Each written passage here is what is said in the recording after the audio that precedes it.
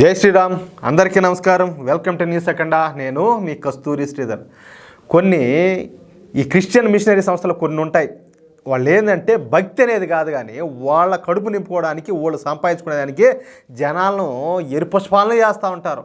ఏది ఓయమ్మ ఈ కాళ్ళు లేని వాళ్ళకు కాళ్ళు రావడము, ఆరోగ్యాలు బాగలేని వాళ్ళకి బాగా అయిపోవడము, మొత్తం క్యాన్సర్లు తగ్గిపోతాయి, ఎయిడ్స్లు తగ్గిపోతాయి, పిల్లలు లేని వాళ్ళకి పిల్లలు పుట్టేస్తారు, ఏది మొగుళ్ళు పక్కన లేకపోయినా కూడా ఈ మాదిరిగా ఓరనైనా వాళ్ళు చేయని కథలు ఉండవు. ఇంకొకటి ఏంది, దేయాలు బట్టేవాళ్ళు అని ఊగిపోతూ ఉంటారు. అట్టే వాళ్ళు వచ్చేసి నువ్వు పడిపోతావు తూస్ డమ్ డమ్ అంటే వాళ్ళు పడిపోతారు లా పక్కమని. ఈ మాదిరిగా ఉన్నాయన వాళ్ళు చేసే కామెడీలు, వాళ్ళు చేసే వేషాలు, ఈ విచిత్రాలు మామూలుగా ఉండవు.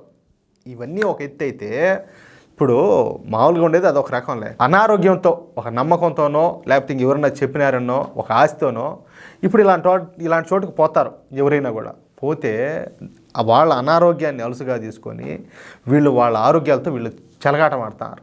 ఆ విధంగా కూడా కొలలుగా కూడా జరుగుతున్నాయి. దానివల్ల ఏంటంటే వాళ్ళ అమాయకత్వాన్ని వీళ్ళు దాన్ని అలుసుగా తీసుకొని వాళ్ళ ప్రాణాలతో చెలగాటం ఆడుతూ ఉంటే వాళ్ళైతే ప్రాణాలు కోల్పోతారో, వీళ్ళు మాత్రము నీకు ప్రభు నిన్ను కనుకరించేసినాడు, ప్రభు నిన్ను పిలిచేసినాడనో, లేకపోతే ప్రభు నీ మీద నువ్వేదో సరిగ్గా చేయలేదు, నీ మీద కోపన్నాడనో, ఈ విధంగా రకరకాలుగా చెప్తున్నారు. సరే, ఈ న్యూస్ అయితే అలాంటిదే, ఒక దారుణమైన న్యూస్. ఇక్కడ కులమో మతం అనేది కాదు. ఒక ఎగ్జాంపుల్ చెప్తా మీకు. ఏది ఒక వాస్తవ సంఘటన. నెల్లూరు జిల్లాలోనే కలువాయి మండలం అది. ఈ కలువాయి మండలంలో బాలాజీరావుపేటలో పామర్తి లక్ష్మయ్య, లక్ష్మీ దంపతులు ఉన్నారు. వాళ్ళిద్దరు ఆలుమొగుడు, భార్యాభర్త. వాళ్ళు చదువుకున్న వాళ్ళు కాదు. అయితే వాళ్ళకు ఒక కూతురు అనేది. ఆ అమ్మాయి పేరు వచ్చేసి భవ్యశ్రీ. ఈ భవ్యశ్రీ వయసు ఎంత తెలిసిన కేవలం 8 సంవత్సరాలు. అయితే ఆ పాపకి గత 2 నెలల నుంచి ఈ తలనొప్పి, వాంతులు, ఈ విధంగా తీవ్రంగా అనారోగ్యంతో బాధపడతా ఉన్నది. దీంతో ఆ అమ్మాయి తల్లిదండ్రులు ఏం చేశారంటే ఈ భవ్యశ్రీను నెల్లూరు జిల్లా హాస్పిటల్లో జాయిన్ చేశారు. ఇక డాక్టర్లు పరీక్షలు చేసి ఆ అమ్మాయికి బ్రెయిన్ ట్యూమర్ ఉన్నదని చెప్పేసి గుర్తించారు. సరే, వీళ్ళు ఏం చేశారు డాక్టర్లు, నాయనా ఇక్కడైతే కష్టమో మీ పాపను తీసుకొని పోయి చెన్నైకి కానీ లేకపోతే హైదరాబాద్కి కానీ తీసుకోమని చెప్పినారు. లేకపోతే ఆ అమ్మాయి ప్రాణాలతో దక్కదని చెప్పేసి చెప్పేశారు. ఉండే విషయం అయితే చెప్పేశారు. అయితే ఈ పాప అమ్మ నాన్నలు ఏం చేశారు, వాళ్ళు చదువుకోలే కదా, వీళ్ళిద్దరూ కూడా ఆ పాపను చెన్నై తీసుకొని పోయి వైద్యం చేయించడానికి భయపడిపోయినారు. అంతేకాకుండా వాళ్ళు పేదోళ్ళు. సరే, డబ్బులు కూడా ఎంత అవుతుందో ఏమవుతుందో, సరే మనం వాడికి తీసుకొని పోతే తీరా జాయిన్ చేయించాక డబ్బులు సరిపోకపోతే మన పాప మళ్ళీ వెనక రాదేమో అని చెప్పి అదొక భయము.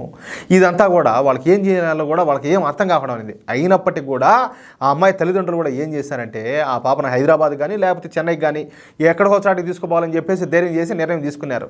ఆ సమయంలోనే ఎవడో తలకు మాసిన ఏదో ఒకడు, ఇటోళ్ళు చాలా మంది ఉంటారు, నువ్వు ప్రభువుని నమ్ముకుంటే నీకు అంతా మంచిగా జరుగుతుంది, మీ పాపకు నయమైపోతుంది, అన్ని రోగాలు తగ్గిపోతాయి, మీ పాపను ప్రభు అంతా దయదలుచాడు, అట చూచాడు ఇట చూచాడని లేనిపోయిన డెకాట్ మాటలన్నీ కూడా చెప్పేవాళ్ళు చాలా మంది ఉంటారు. వాళ్ళ మాటలు విన్నామో ఇంగాడికి అంతే, అది సర్వనాశనం అయిపోయినట్టే. అదే విధంగా వీళ్ళు కూడా ఈ దొంగ ముళ్ళ మాటలు అయితే విన్నారు. సరే, ఇంక వీళ్ళు ఈ విధంగా చెప్పినారు కదా, అప్పుడేం చేశారు వీళ్ళు, ఈ పాప వాళ్ళ అమ్మ నాన్న అదూర్పల్లిలో ఉన్నటువంటి ఒక చర్చికి తీసుకుపోమని చెప్పేసి అక్కడ ఆ పాస్టరు అమ్మాయి జబ్బుని నయం చేస్తాడని చెప్పేసి వాళ్ళు ఉచిత సలహా ఒకటి వీళ్ళ మొహాన పడేస్తారు. మీరు ప్రభువుని నమ్ముకోండి, మీ అంతా బాగా అయిపోతుంది. ఇంకా వీళ్ళకి ఆశ తెలీదు, అందులోనూ చదువుకున్న వాళ్ళు ఇంకేం చేస్తారు, వీళ్ళు పోయి ఆ పాపను పోయి ఆ అదూర్పల్లిలోని చర్చికి తీసుకొని పోయినారు. అక్కడ పాస్టర్ను కలిసి అన్నీ కూడా జరిగిందంతా కూడా వివరించి చెప్పినారు. అలాంటప్పుడు ఆ పాస్టర్ కడుపు కన్నదిన్నోడైతే ఏం చేయాలా, తెలివినోడైతే ఏం చేయాలా, ఆ తల్లిదండ్రులకు వాళ్ళ పాపను హాస్పిటల్కి తీసుకెళ్ళమని చెప్పి చెప్పాలా, నచ్చ చెప్పాలా, భయపడొద్దు, అంతా మంచి జరుగుతుంది. సరే, నువ్వు నీ మతాన్ని గౌరవించు, సరే నువ్వు ఏ దేవుడిని అయితే పూజిస్తున్నావో ఆ దేవుడిని కూడా పూజించు, గౌరవించు, సరే అది వేరే విషయం. కానీ ఏం చేయాలా, ఇది ఒక వైపు ఉండాలా, నమ్మకం అనేది ఒక వైపు ఉండాలా, హాస్పిటల్లో ట్రీట్మెంట్ ఒక పక్కన చేయించుకోవాలా. కేవలం నువ్వు పూజలు, పునస్కారాలు, లేకపోతే ప్రార్థనలు వీటితో ఏడైనా జరుగుతుందా, ఏడైనా ఏమవుతుందా? మీరు కూడా ఆలోచించండి. పెద్ద ఈ ప్రార్థనలు చేసేవాళ్ళు పెద్ద పాస్టర్లే, వాళ్ళకి రోగాలు వచ్చి వాళ్ళ ఇంట్లో వాళ్ళకి రోగాలు వచ్చి వాళ్ళు హాస్పిటల్కి పోతున్నారు. మరి ఎవరైనా అంతే కదా. సరే, వీళ్ళు ఏం చేశారు, వాడు ఆ పని చేయాల, సరే కుదిరితే ఆర్థిక సాయం చేయాలి, ఆ పని కూడా చేయాలి. కానీ ఆ పాస్టర్ తల్లిదండ్రులకు ఏయో మాయ మాటలన్నీ చెప్పేసి ఆ పాపను వచ్చేసి చర్చిలోనే ఇచ్చేసి ప్రతిరోజు కూడా ప్రార్థన చేసి సాగినాడు. ఏదో ఒకటి మీకు తెలిసినే కదా, కొత్తగా చెప్పేది ఉన్నది. రోజులు గడుస్తున్నాయి, ఆ పాప వ్యాధి అయితే ముదిరిపోతుంది. ఆ పాప తల్లిదండ్రులు వచ్చేసి ప్రతిరోజు కూడా ఉపవాసం ఉంటా ప్రార్థన చేస్తూనే ఉన్నారు, ఏదో గుడ్డి నమ్మకంతో, గుడ్డి ఆశతో. కానీ రోజుకు ఆ పాప పరిస్థితి విషమంగా మారిపోయింది. అయినప్పటికీ ఆ పాస్టర్ మాత్రం ఆ అమ్మాయికి జబ్బు తగ్గిపోతుందని చెప్పేసి, మీరేం దిగులు పడతాని చెప్పేసి ఈ విధంగా మాయ మాటలు చెప్పి ఈ ప్రార్థన చేస్తానే ఉన్నాడు. అర్థమవుతుందా? అంతే 40 రోజులు ఇదే తంతు కొనసాగింది. మొన్న అర్ధరాత్రి చర్చిలోనే ఆ పాప ప్రాణాలు అయితే వదిలిపెట్టేసింది. ముక్కు పచ్చలారని 8 ఏళ్ల పాపయ్య స్వామి జీవితం అన్యాయంగా సమాధి అయిపోయింది. ఇక్కడ తప్పు ఎవరిది? ఖచ్చితంగా ఆ చర్చ పాస్టర్దే. సరే వాళ్ళంటే అమాయకులు చదువుకోవాలా, ఈడన్నా ఈ కడుపు కన్నది నోడేంటి ఇటు చెప్పాలి కదా, చెప్పలా. ఒక పక్క ఆ పాపకు బ్రెయిన్ ట్యూమర్ ఉన్నదని చెప్పేసి చెన్నైకి తీసుకెళ్ళకపోతే పాప తగ్గదని చెప్పేసి డాక్టర్లు చెప్తే వీడేం చేశాడు డెకాయిట్, వీడు మాత్రం డబ్బులు కకృతిపడి ప్రార్థనలు చేస్తానని చెప్పేసి ఆ అమ్మాయి ఆరోగ్యం పూర్తిగా నాశనం అయిపోయే వరకు ఆడనే పెట్టుకొని చివరికి ప్రాణాలే తీశాడు. ఇంక చూడండి, దీన్ని బట్టి మీరు అర్థం చేసుకోండి మనం ఏం చేయాలా, ఎట్లా బ్రతకాలా, దేన్ని నమ్మాలా, దేన్ని నమ్మకూడదు అనేది. నమ్మకానికైనా కూడా ఆశకైనా కూడా ఒక హద్దు ఉంటుంది.